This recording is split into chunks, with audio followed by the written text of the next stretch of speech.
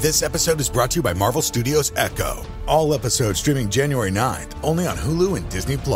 Rated TV MALV. Viewer discretion advised. Maya Lopez has betrayed her mentor, the notorious Kingpin. Now on the run, she returns to her hometown to prepare for the biggest fight of her life. Don't miss Marvel Studios' hardest-hitting series yet. An epic 5-episode event. Marvel Studios Echo. All episodes streaming January 9th, only on Hulu and Disney+.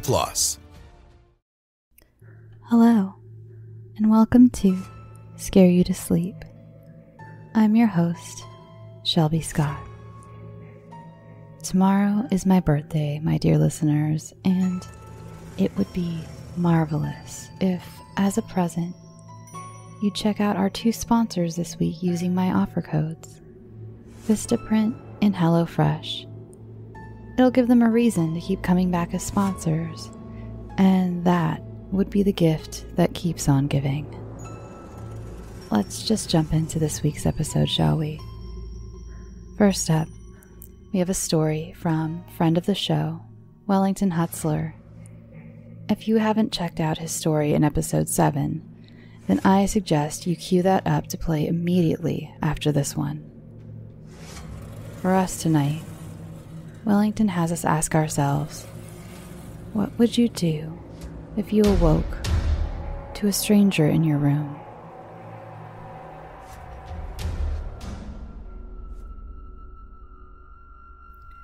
Do you ever wake up and get the uncomfortable feeling that you're being watched?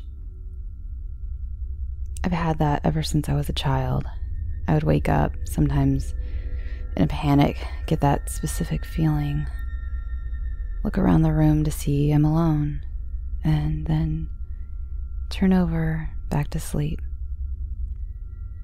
It was an entire process for years, until the night that it was for real. I was nearing the end of my junior year in high school. I can't remember what dreams I was having, but it was something unpleasant. By that point, this process had become so typical that I didn't even think about it. I was a few seconds from falling back to sleep. That's when I heard his voice. I see you. Do you see me? I felt a sudden surge of adrenaline. Holy shit! I screamed. I was not prepared to hear someone in my room, to say the least. Despite my shock, I managed to retain myself enough to assess the situation. At that point in my life, I had already knocked my fair share of people onto their asses, and I was ready to again. He was fairly skinny, not as muscular as me. He was sitting on the drawer right next to my bedroom door. I could only see his pants and boots from the streetlight outside coming through my window. He sounded older. His voice was very calm. There was an unsettling playfulness to it. You could hear his inner smile. At that moment, I felt I could get the upper hand in the situation. Get the fuck out of here right now, I screamed. My parents were at a friend's house out of town, and the phone had been taken out of my room after I spent too much time talking to Dee Calhoun. This was the best strategy I could think of. Trying to intimidate him, and if that doesn't work, maybe someone will hear it. It didn't, and no one did. The stranger chuckled for a moment, and then I saw the light shine off of something. It was a knife. I felt the color in my skin drop. It was too dark to see what it was, but I could see that the knife was stained with something. That was the moment where I knew I was definitely in trouble. I was so stunned that I could barely speak. My mind was racing to figure out who this was. I rummaged through my brain like a cluttered room to think about who I had pissed off recently. Was he one of the Romero brothers? I was fooling around with Joe's girlfriend, and he wasn't pleased about it. Maybe it was Freddie Figueroa? I knocked him out in front of a crowd of people for mugging a younger kid in my neighborhood. But then I thought to myself, no. Whoever this stranger is, he's too thin to be them. This is something else. What felt like an eternity inside my own head was merely a couple of seconds. The stranger continued. In my travels, I have found that when you look at something ordinary from a new perspective, you might find the quaintest of things. I had no idea what the hell this guy was going on about, and that only made me more nervous. What is your name? He asked. I paused while he patiently waited. Darius. Darius. 4th king of Persia. Are you a king, Darius? I didn't know what to say. Was this guy fucking with me? He just sat there in a silence and waited for me to answer him. Not that I know of. The stranger laughed. He didn't seem angry. I thought about the possibility that I could use my charm to protect myself. That's okay, he said. I'm not royalty either, but we still... I was startled to see him quickly shift his body. Huh? Oh, sorry, Doctor. I got distracted. Doctor? Was he talking to me? I was so confused that I couldn't help but let out, what? The stranger moved his focus back towards me. I wasn't talking to you. There was a brief silence where I tried to comprehend what he had said. He pointed towards the corner of the room that wasn't near either of us. I was talking to her. I looked over and only saw my bookcase that had my boxing and wrestling trophies on it. A chill ran through my blood as I realized there would be no charming or reasoning with this man. He was completely out to lunch. She's right, though. We do have business to attend to. He had the habit of making statements and then stopping to see how I reacted. I didn't know what to say to him. Like what? I asked. He said nothing. His boots thudded against the floor as he stood up and slowly walked toward me. He stepped into the light and then stopped. He definitely was thin, but I could tell he was once bulkier. It was clear that he hadn't been eating properly or taking care of himself. I couldn't decide if his clothes were dirtier than he was. Patches of his short, greasy black hair appeared to have fallen out. But what I didn't expect to see were the large pair of sunglasses he was wearing. Did this guy always wear his sunglasses at night? What a douchebag. I thought about that popular song by Corey Hart that the radio stations have been playing lately. I quickly stopped thinking about Canadian pop stars and saw that the stranger was still standing there in silence, with a slight grin on his face that unnerved me. What are you doing? I asked. He stood there, 10 feet from my bed, for about 5 more seconds, and then he quickly bolted toward me. He held his knife against my throat and got in my face. My first instinct was to struggle, but I relaxed when my neck began to bleed. The smell of his breath and his dirty teeth was one of the most unpleasant odors I have ever encountered, and I briefly started gagging. Do you feel that? He asked. Yes. That's the feeling of your life in my hands. I want you to remember this whenever you think about doing something that isn't what I tell you to do. Now follow me. We're going to your attic. The stillness of my dark, empty house was an unsettling contrast as we quietly stepped through the hallway. The stranger made a point to glance at the family photos and artwork that was hung up around the house. It seemed to me that he may have been looking for things to steal, and I prayed that that was all he wanted. He could have everything in the house. I was accustomed to having nothing. When I was growing up, we had been incredibly poor. I must have eaten bologna sandwiches for 3 months straight in 2nd grade. It was only in recent years that we finally climbed out of the hole when my dad got a better job. The stranger stopped to stare at a painting that had always given me the creeps. It showed a large cliff facing a dark abyss at the bottom, with a silhouette of a person standing at the top. Where did you get this? I looked at it and tried to remember. It was hard to keep track of all the weird art my parents had started buying when we became rich. I knew for a fact my dad had a painting of a naked woman hidden in his office. I think it was a gift from my mom's friend.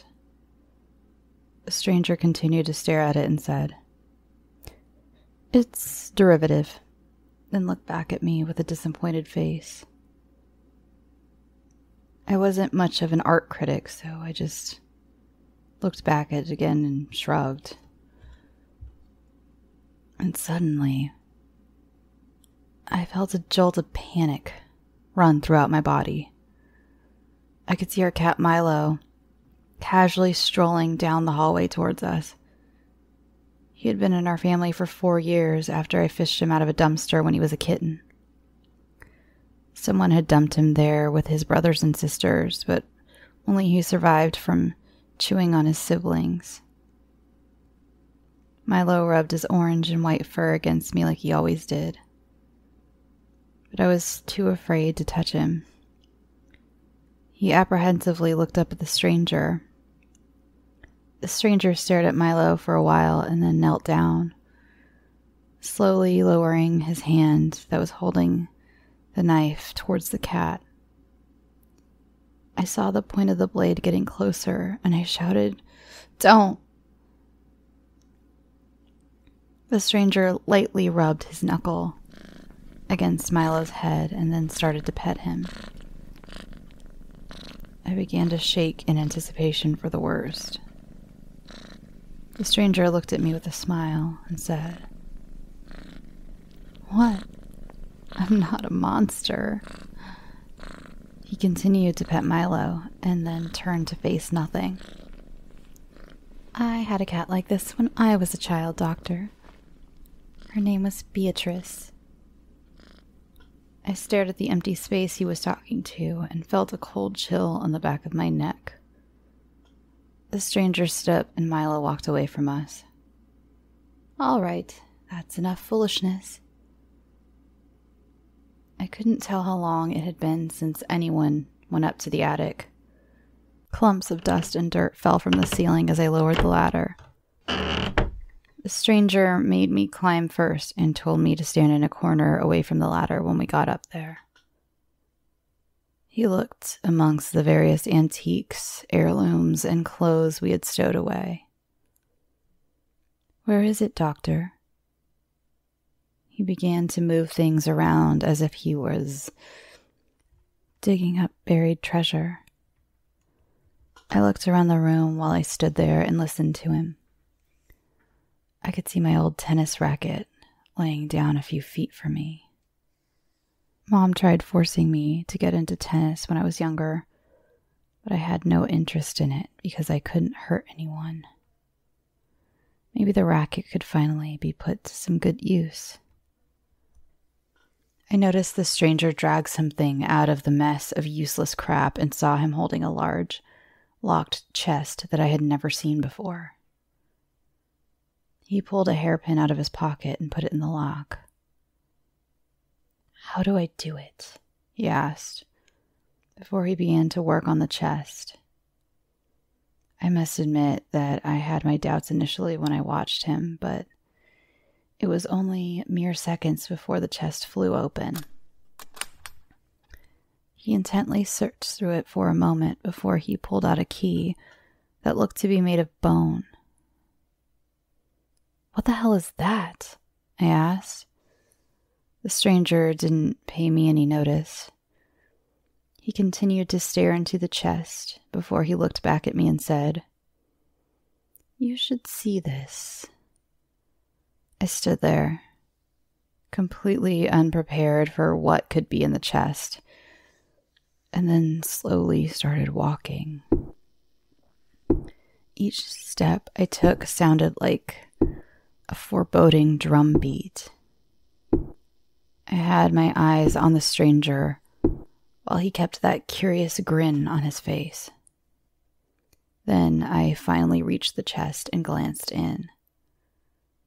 For a brief second, I stared at all the miscellaneous things in there and didn't know what I should be looking at. And then I saw it. Inside the chest was the skull of a human being that was much smaller than me, along with a few bones. I gasped in horror and walked backwards, almost stumbling over something on the ground. I felt like I was choking. The stranger cackled.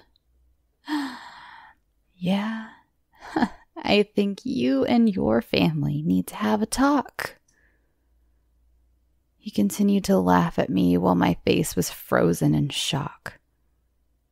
In that moment, I looked at him and wanted to do everything in my power to destroy that prick.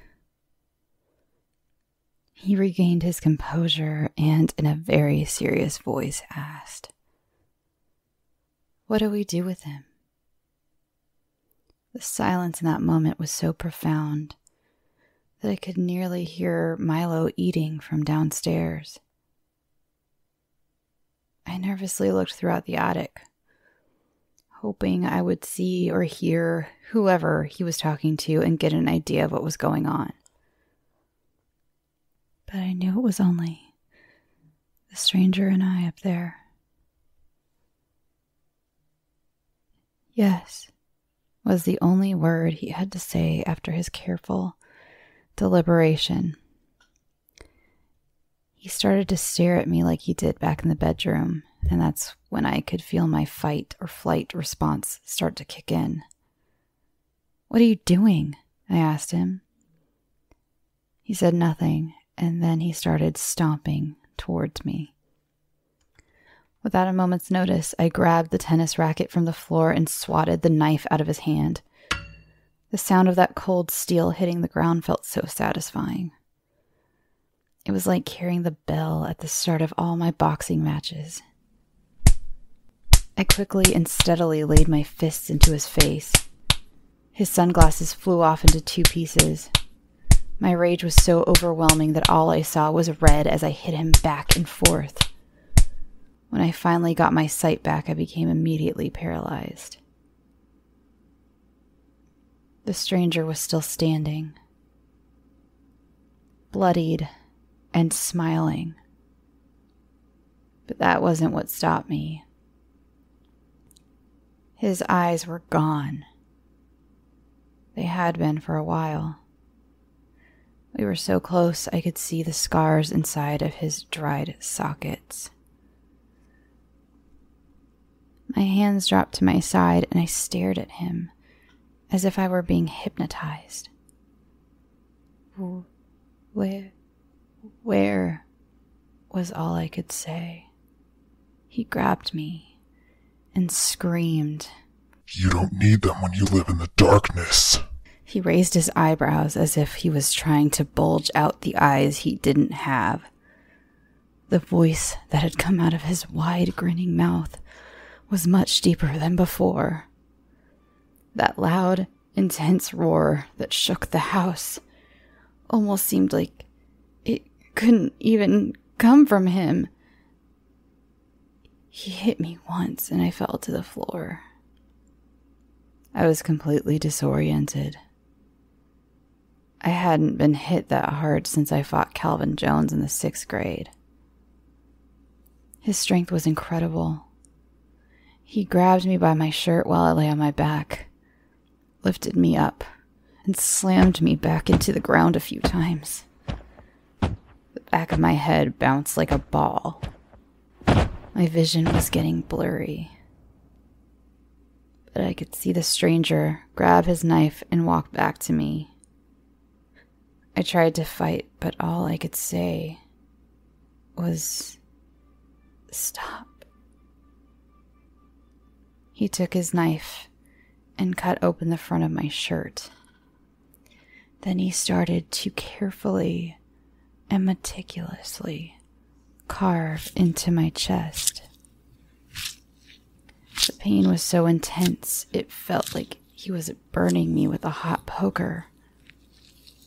It was the longest few minutes of my life. Eventually he stopped, looked down at his handiwork, and said, "I want you to tell them." He grabbed my head and got closer to me. "Tell all of them that if they want it back, they can come and take it." He stood up and walked out. I sat there completely speechless, sorting through all the different thoughts and memories which were racing in my head and trying to hold on to consciousness.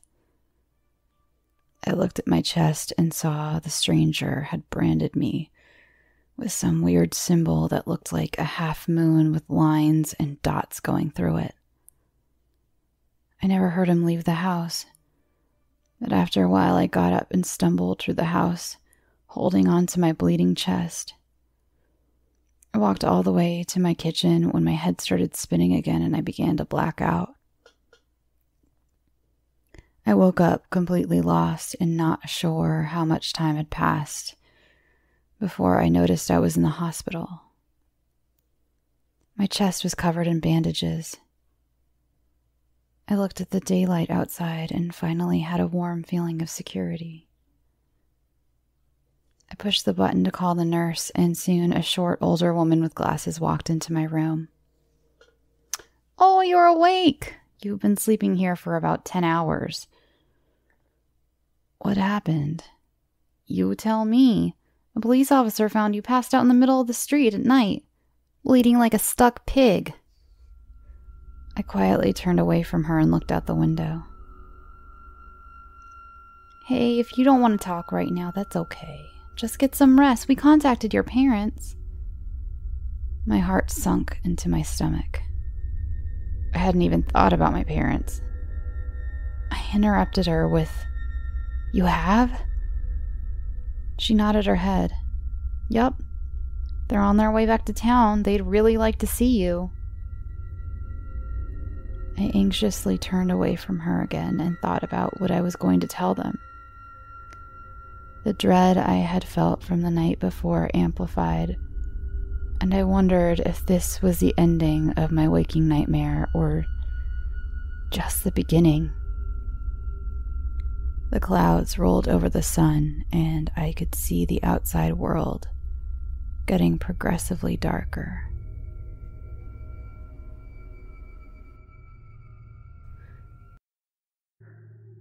This next story is by Dee Calhoun. Dee is a published author, and you can purchase Dee's book, Go to the Devil, on Amazon.com. Get ready to feel a little discombobulated. I present to you The Room.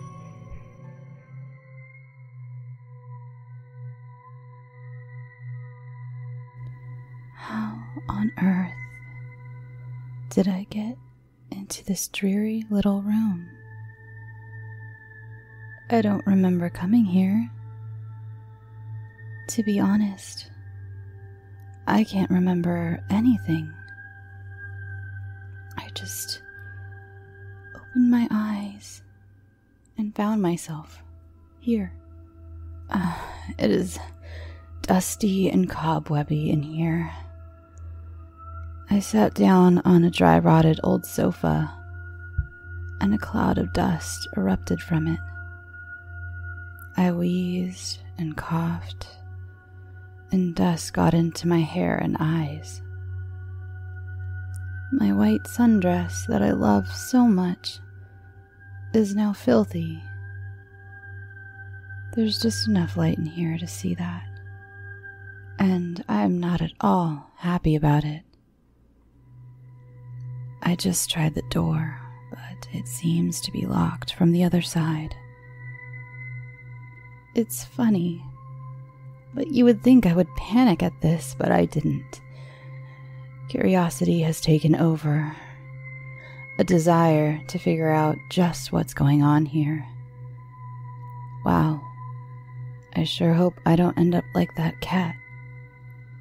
You know which cat I mean. The one that was curious. Curiosity killed the... Oh, never mind. It's also very noisy here. There are voices, whirring, mechanical grinding, general racket. It's just a mishmash of sounds. Nothing is discernible. You can hear the voices, but can't tell what they're saying. All types of voices, too, in many different pitches and registers. I hear rushes of wind, splashing of water. It makes no sense. Sometimes one particular element of sound will override the others and almost become soothing. But then something else pipes up and ruins it. This could be quite maddening if subjected to it for any length of time. There are photos covering the walls, completely chaotic in their arrangement. Some are framed and neatly hung, but others are taped up or thumbtacked. Some are even just tucked into the edges of other photos. They're distressing because they're haphazardly arranged, with no rhyme or reason. Someone who is OCD would have a fit if they looked at this. What's worse, though, is that all of the photos are extremely blurry. In some, you can make out shapes and can recognize that it's a man or a woman or a child, but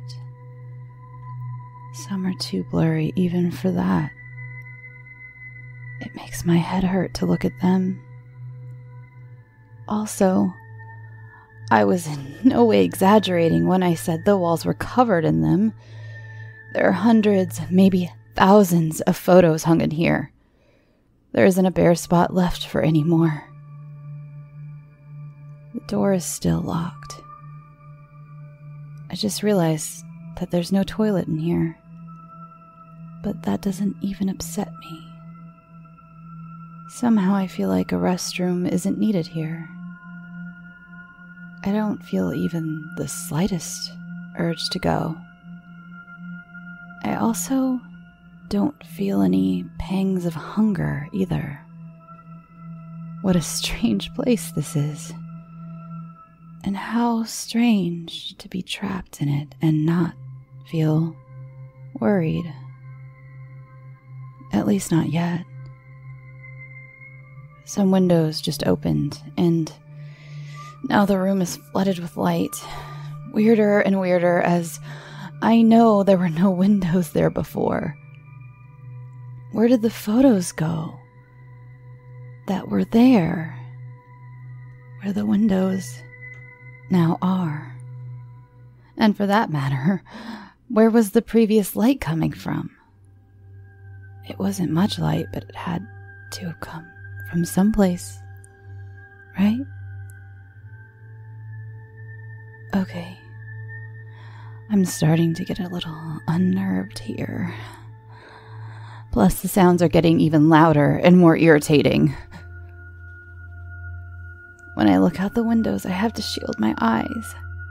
The light is so bright, but it's a brightness spotlighting a void.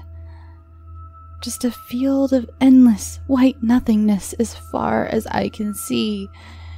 It almost looks like a mist, but the swirling is different. When mist swirls, you can sense that something is pushing it and making it move, like wind or another disturbance. This swirling is undulating and maddening as everything else in here. It's making my head ache. I had to look away from the windows and that nauseating light. It wasn't a clean white light, but it was a sickly kind of glow. Nauseating isn't quite the right description, though, as that would indicate something digestive, and like I said earlier, I seem to have no want or need for anything like that. We'll just say that the yellow light is sickening. That should cover it. Now that I can see the room in full light, I can see the total shambles it's in. Moldy rags strewn across the floor, broken toys piled on and behind the broken furnishings, and even more photos that at some point fell from the walls but were never picked up. Why would someone put up more photos and not pick up the ones that had fallen? The door is still locked. I noticed this time that I was a little more frantic when I tried to open it. I just picked up one of the fallen photos. This one is in a frame, and looked at it. Blurry, just like all the others. But I could see my reflection in the glass. My eyes have gone totally black. Not just my eyes themselves, but the flesh surrounding the eyes as well. I look like Alice Cooper, and now something in me has snapped. I believe the term for my scream is bloody murder. Well, now, that wasn't a good idea. Not at all.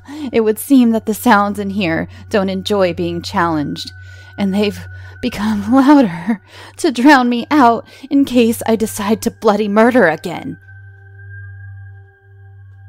No more of that. I'm too afraid now. I have to get out of here.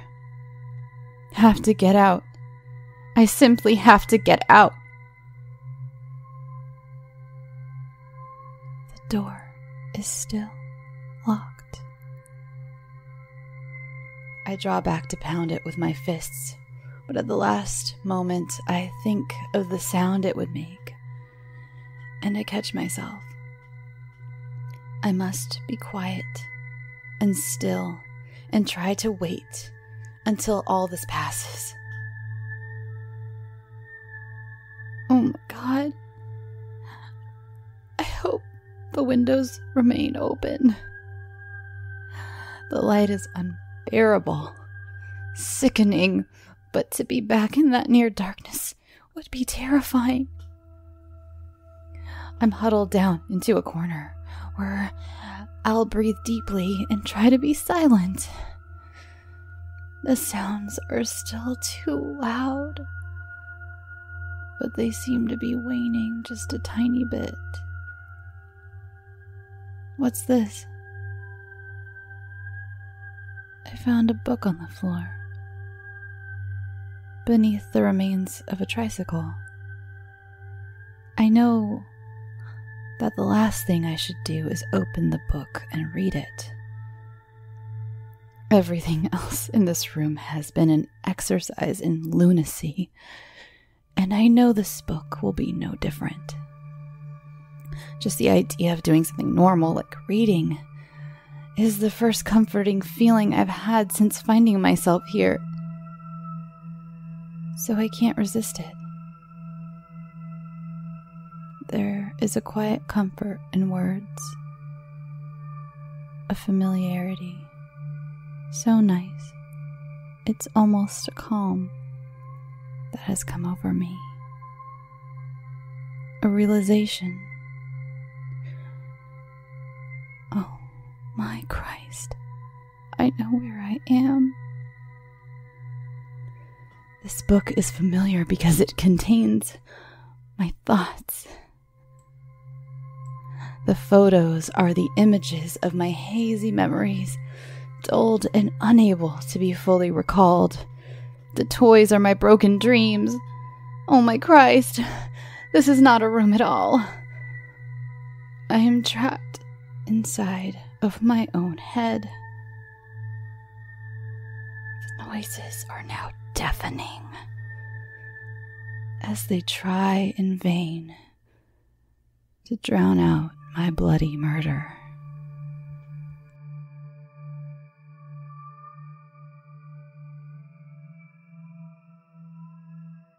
As many Scary to Sleep fans know, I've been going through a lot of changes in my life, and one thing I've been doing is getting my finances much more organized, and that includes paring down some of the subscriptions I pay for. It feels like everything is a subscription these days, be it for the gym or streaming services or music, the list goes on, and something that has helped me tremendously is Rocket Money. They not only helped me cancel subscriptions that were a pain to try to do myself.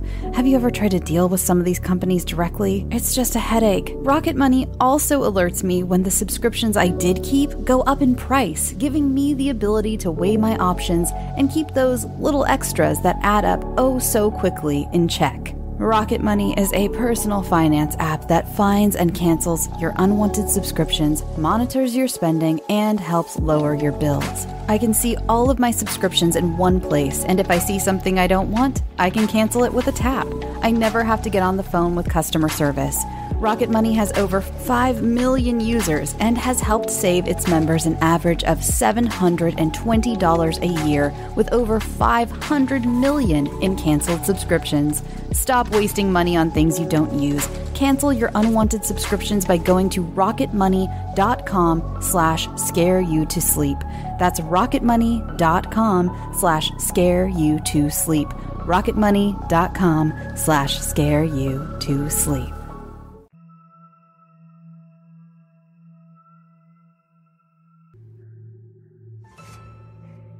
This is the first alien story that's ever been submitted. I don't know about you, but the thought of aliens scares the ever-loving shit out of me.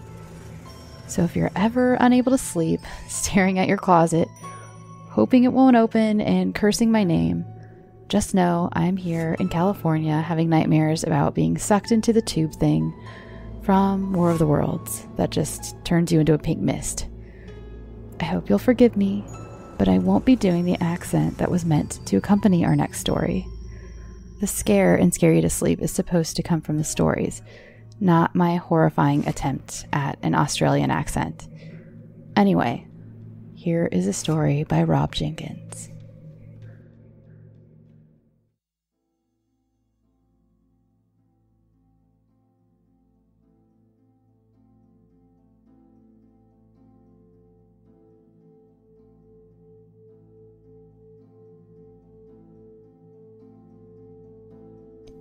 Last summer, I decided to drive across the Hay Plains from Adelaide to Sydney to visit friends.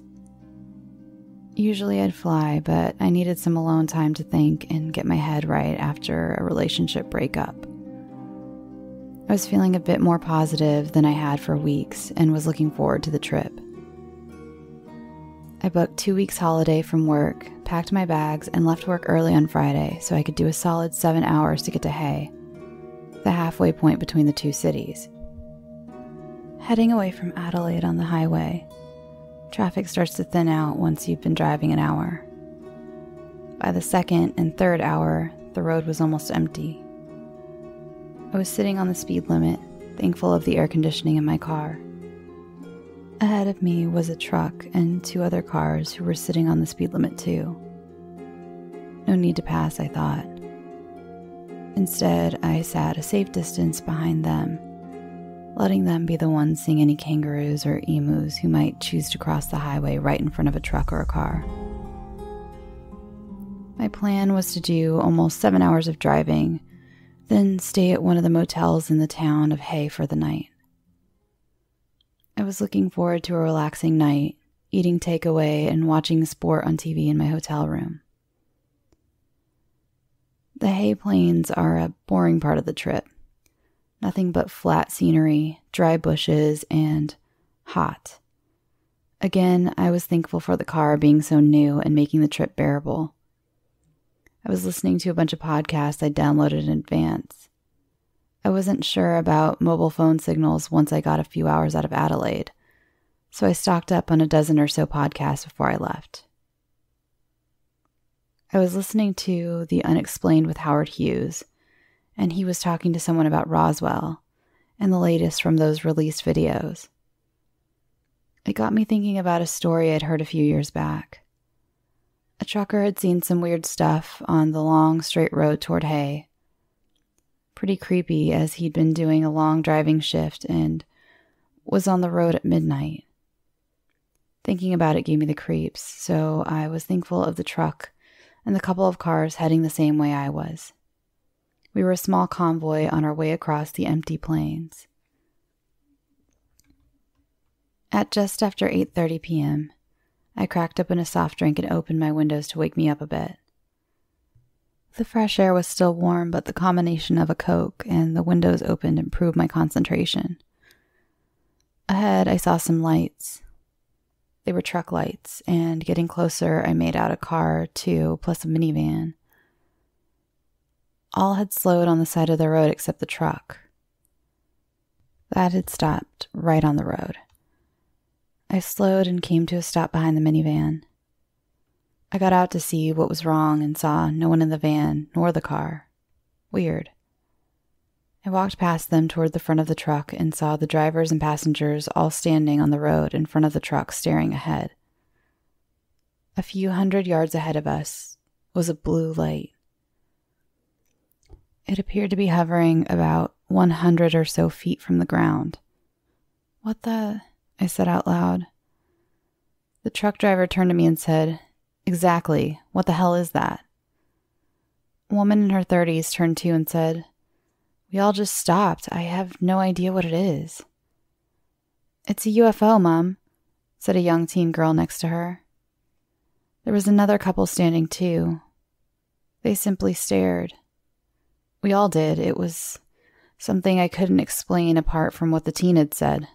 A damn UFO out in the middle of nowhere. Why? I wondered. You hear stories like this, like the ones on podcasts, but you just never know what's true anymore and what's fake. What's been made up or doctored in Photoshop. But here we were, standing a few hundred yards from a glowing blue light, hovering over the road. It looked to be around the size of the width of the road, but doubled. Maybe 30 or so feet across. I couldn't see anything past it. Was there another group of people on the other side of it? Stopped on the road like us, staring at it? Then it started to move, slowly across the side of the road, and I could see that inside the blue glow was something solid, like a metal object, shaped like a disc. It moved out west over the plain. We all turned to watch it. I remembered my cell phone and felt for it in my pockets. Damn. I left it on the passenger seat. "I've got one," said the mom with the teen. She showed me her mobile phone. I tried filming, but the phone went dead. "Mine too." I turned, and the other couple were looking at me. The guy who spoke showed me his phone. Blank. We watched it turn slightly, and then it was gone. Like it had opened a gap in the night sky and disappeared through it. We were still silent for a few minutes, getting our heads around what we'd just seen. The truck driver turned to us and said, "Well, what the hell do you think that was? And why out here? There are only power lines and dust and a few roofs." None of us had an answer. We were all dealing with it and trying our best to process what we'd experienced. "Mom, can we go?" the teen asked. She looked like she was about to burst into tears. We all turned and looked at her, and then the mother, and then at each other. The mother looked back at us and said, "Should we report this? Who do we tell? The police?" "Yeah, I think so," I said. "There's got to be something like MUFON here." "MUFON?" said the truck driver. "Yeah, it's a group in the US that takes UFO reports and follows them up. But I don't know if they have someone in Australia. But definitely should talk to the police. We can stop at the next town since our phones aren't working. I was going to stay there tonight anyway. Plus, I think I need a drink after this." I smiled, but it wasn't very convincing. We spoke a bit longer, but then agreed to meet at Hay. The truck driver took the lead, and we all followed like some sort of frightened convoy. I was at the back of the group and repeatedly checked my rear vision mirror and was surprised that there was no other traffic. Nor was there any from the other direction. 30 minutes later, our convoy rolled into town, and I was relieved there were people driving around and lights on in homes and the 2 gas stations we passed. The truck driver pulled over in the main street at a takeaway shop. He jumped out, and I wondered what he was doing. Grabbing food? He came out just as the rest of the group were getting out of their vehicles. Police station is 2 blocks up. We got back in our vehicles, and that's when things got really weird. Suddenly, all the lights in town went off. Cars, shops, and even my phone went dead. One by one, we got out of our cars, and at once we started talking and asking what happened. The teen girl saw it first. "Look," she said, and we all turned to see what she meant. There, in the distance, was that blue glow again. It was too far away to see the disc, but we knew it was there. "Shit," said the truck driver. People from the takeaway shop came out to see what was going on. The shop owner was cursing the power outage, complaining about lost business until he too looked down the street into the distance. "What in God's name is that?" Everyone was looking now. The truck driver opened up his cab door and rummaged in the front seat and came out with a torch. He turned it on. A lady came out of the takeaway shop with a torch too. "What's going on, hun?" she said to the owner. He pointed, and she dropped the torch. Picking it back up, she looked around at us and said, "What is that?" More people had turned up, from other shops that had still been open. A small group from the Indian takeaway shop, plus some people from the bar across the road. People were talking, asking what it was. Why had the power gone out? The takeaway guy yelled out, "Let's go to the police station." Almost all of us responded yes, and we started walking toward the station. We could see more torches up ahead where the police station was. Some were pointing at us. The takeaway guy yelled out, "Rich, you there?" "Yep, Gab, you guys okay?" Rich, I found out, was Sergeant Richard Dixon, and Gav was the shop owner. I also found out that some of the town people that knew the sergeant well called him Dick Dixon. Dixon had 4 officers outside with him. They were all holding torches. One had a shotgun. "Anyone know what's going on?" asked Dixon. "We saw this out in the highway about half an hour ago," I said. The others in our group nodded and spoke up. It was just hovering on the road, then it just disappeared. It was the mother of the teen. The young couple spoke up almost in unison.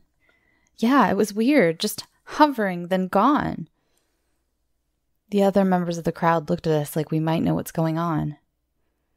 Dixon asked, "Did it make any noise or do anything else?" "Nope. Just hovered and vanished into the night," the truck driver answered. We continued watching it, and then Dixon said, "I think it's moving. Looks like it's coming this way." "What do we do?" It was Gav, the shop owner. Dixon turned to his deputies, instructing them to get a shotgun each. "Better be cautious," he said. "I think we should move into the station." No one argued. We filed into the police station, keeping our eyes on the craft that was indeed moving toward us.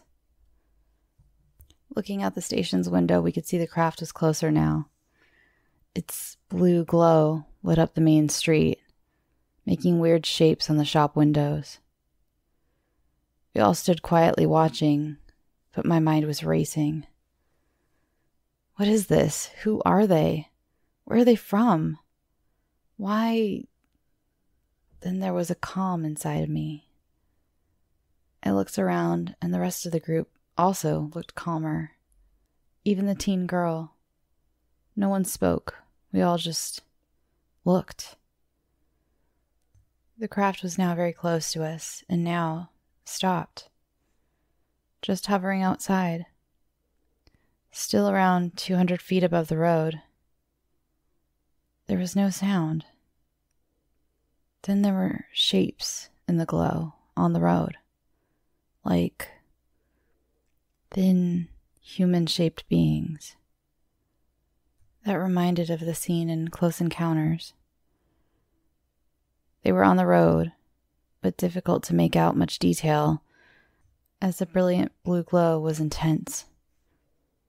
Someone screamed, and the calmness was broken. People pushed toward the back of the station. Even the deputies were freaked out. Dixon, Gav, the truck driver, and I all stood there in front of everyone, looking out the window. Dixon shushed us all, and we quieted, still watching out the window. The creatures must have heard the scream as they all at once looked toward the window. Dixon spoke. "It's got a reflective finish on the windows, so they might not see us." Then one of the deputies fell to the floor, like he'd fainted. Same with a few others in our group, the teen girl too. People gathered around quickly, whispering to them, "Are you okay? Wake up," and so on. I turned back to the window and nearly screamed myself. They were all at the window now, and I could see their features. They were the typical grays, described in many encounters I've listened to in podcasts. Big black eyes, tiny mouth shape, no nose. They just stared blankly at us. Then I went blank. Breathe, I thought. Keep breathing. My eyes opened, and I was on the floor of a strange place. Hard tiles under me. Beside me were others, all starting to stir also. I sat up and realized I was still in the police station. The blue glow was gone. The grays too. Just silence and darkness. Then that all changed. Lights flicked on. I felt a vibration in my pocket and took out my iPhone, which was starting back up.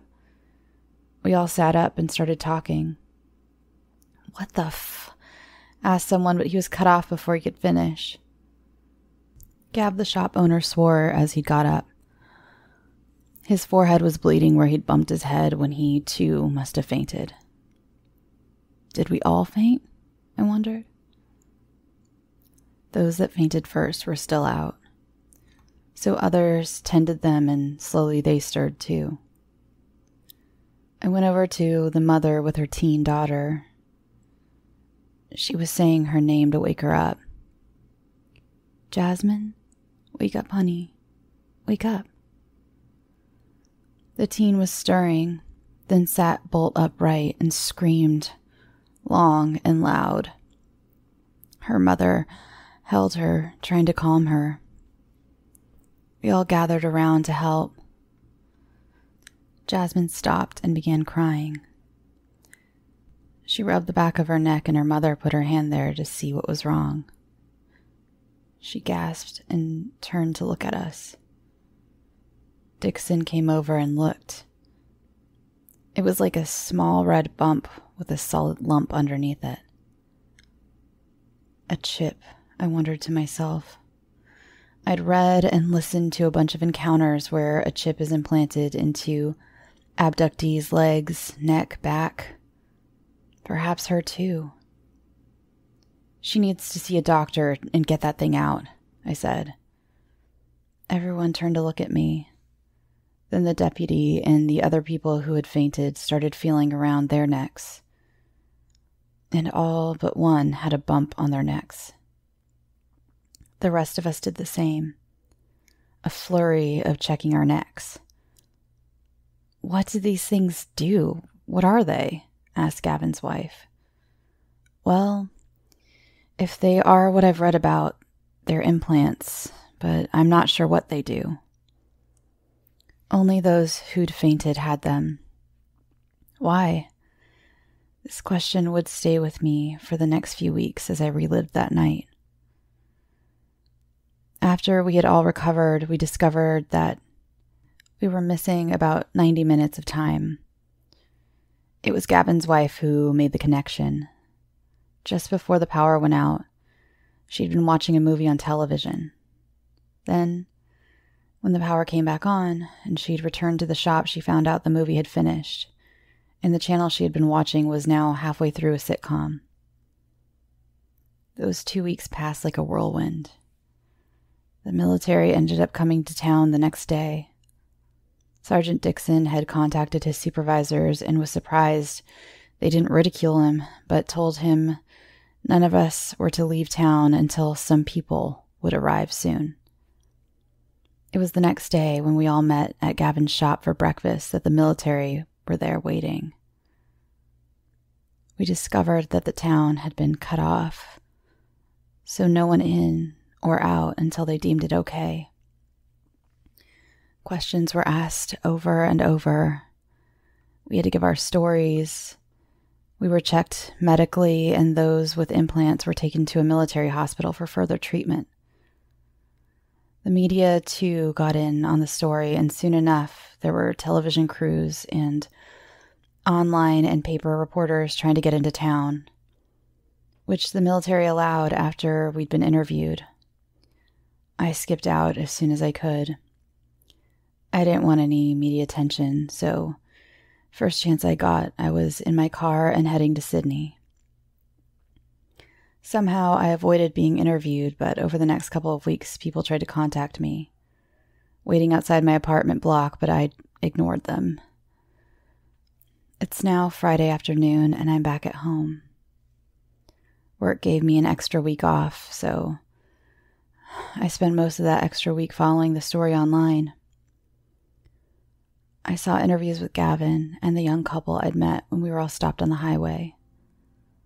The media was speculating what happened, but surprisingly, not many made fun of the situation. The videos leaked by the To the Stars group showing Air Force pilots tracking objects had changed the media landscape a lot. I'm sitting at my laptop typing this up, and now I've just noticed something really strange. Outside my 4th floor apartment window, I can see the road below. There's a black car parked, but it's kind of weird. It's old, like an American Cadillac or something. And while I'm watching 2 people get out of the car, I almost smile at the situation. Surely, no. A joke, right? The 2 people are all in black suits, black hats like the 50s, and bloody black sunglasses. It's gotta be a weird joke, right? They're headed across the road to the entrance to my apartment block. I'm locking the front door.